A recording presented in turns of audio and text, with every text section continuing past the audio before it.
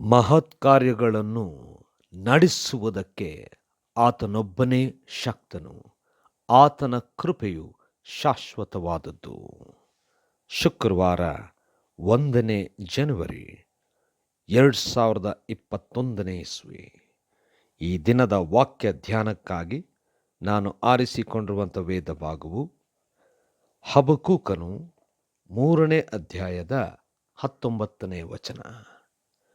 ಕರ್ತನಾದ ಯೆಹೋವನೇ ನನ್ನ ಬಲ, ಆತನು ನನ್ನ ಕಾಲನ್ನು ಜಿಂಕೆಯ ಕಾಲಿನಂತೆ ಚುರುಕು ಮಾಡಿ ನನ್ನ ಉನ್ನತ ದೇಶಗಳಲ್ಲಿ ನನ್ನನ್ನು ನಡೆಸುತ್ತಾನೆ.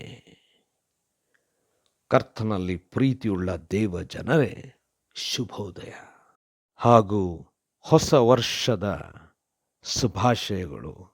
ದೇವರು ನಿಮ್ಮೊಂದಿಗೆ ಸದಾಕಾಲ ಇದ್ದಂತೆ ಮುಂದೆ ಸಹ ಇರಲಿ.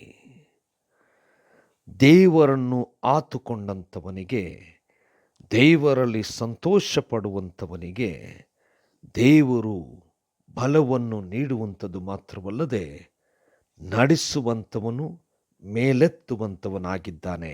ದೇವರ ನಾಮಕ್ಕೆ ನಿತ್ಯಕ್ಕೂ ಸ್ತೋತ್ರ ಉಂಟಾಗಲಿ. ಕರ್ತನಲ್ಲಿ ಪ್ರಿಯರೇ, ಈ ವಾಕ್ಯ ಧ್ಯಾನ ಮಾಡೋಣ. ಈ ಹೊತ್ತಿನ ವಾಕ್ಯದ ಶೀರ್ಷಿಕೆ ದೇವರೇ ನನ್ನ ಬಲವು, ನನ್ನ ಸ್ವಸ್ಥತೆಯು, ನನ್ನ ಪುನಃಸ್ಥಾಪನೆಯು. ಈ ಒಂದು ವಾಕ್ಯ ಹಬಕ್ಕೂಕನ ಈ ಪುಸ್ತಕದಲ್ಲಿ ಕಡೆಯ ವಾಕ್ಯವಾಗಿದೆ. ಹಬಕ್ಕೂಕನು ದೇವರಲ್ಲಿ ಪ್ರಾರ್ಥಿಸುವಂಥವನು, ದೇವರಲ್ಲಿ ಭರವಸೆ ಇಟ್ಟಿರ್ತಕ್ಕಂಥವನು. ಪರಿಸ್ಥಿತಿಗಳು ಎಂಥದ್ದಾದರೂ ಎಲ್ಲವನ್ನು ಕಳಕೊಂಡಾಗ್ಯೂ ದೇವರಲ್ಲಿ ಉತ್ಸಾಹ, ಉಲ್ಲಾಸ, ಸಂತೋಷ ಪಡುವಂಥವನಾಗಿ, ದೇವರೇ ನನ್ನ ಬಲ ಎಂಬುದಾಗಿ ಇಲ್ಲಿ ಸ್ಪಷ್ಟವಾಗಿ ಹೇಳುವಂಥದ್ದನ್ನು ನಾವು ನೋಡ್ತೇವೆ. ದೇವರೇ ನನ್ನ ಬಲ ಆದುದರಿಂದ ನನ್ನ ಜೀವನದಲ್ಲಿ ಸ್ವಸ್ಥತೆ, ನನ್ನ ಜೀವನದಲ್ಲಿ ನನ್ನೊಂದಿಗೆ ನಡೆಯುವಂಥವನು ದೇವರೇ ಮತ್ತು ನನ್ನನ್ನು ಎತ್ತರವಾದಂಥ ಸ್ಥಳಗಳಿಗೆ ನಡೆಸುತ್ತಾನೆ ಎಂಬಂಥ ಭರವಸೆಯ ಮಾತನ್ನು ಇಲ್ಲಿ ಹಬಕ್ಕೂಕನು ಹೇಳುತ್ತಾ ಇದ್ದಾನೆ. ಕರ್ತನಲ್ಲಿ ಪ್ರಿಯರೇ, ಕಳೆದ ವರ್ಷ ಅನೇಕ ಸವಾಲುಗಳು, ಸಮಸ್ಯೆಗಳು, ಕಷ್ಟಗಳು, ದುಃಖ, ಹೋರಾಟಗಳ ಮಧ್ಯೆ ನಡೆದು ಬಂದಿದ್ದೇವೆ.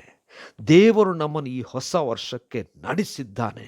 ಅದಕ್ಕೆ ದೇವರಿಗೆ ಸ್ತೋತ್ರ ಹೇಳುವಂಥದ್ದು ಮಾತ್ರವಲ್ಲದೆ ಇಂಥ ಎಲ್ಲ ಪರಿಸ್ಥಿತಿಗಳಲ್ಲೂ ದೇವರು ನಮ್ಮ ಸಂಗಡ ಇದ್ದಾನೆ ಎಂಬಂಥ ಆ ಒಂದು ವಿಶೇಷವಾದಂಥ ಆ ಒಂದು ಭರವಸೆ, ನಂಬಿಕೆಯಲ್ಲಿ ನಾವು ಸಂತೋಷ ಪಡೋಣ, ದೇವರಿಗೆ ಸ್ತೋತ್ರ ಹೇಳೋಣ.